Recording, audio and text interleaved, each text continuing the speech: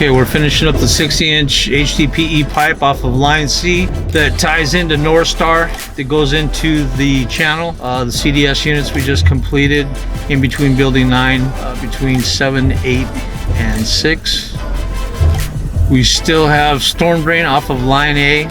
It goes up between building 1 and 2, and the remainder of the sewer that goes through buildings 1 and 2, and the laterals that go to 1 and 2. And then we still have 2 chamber systems to put in.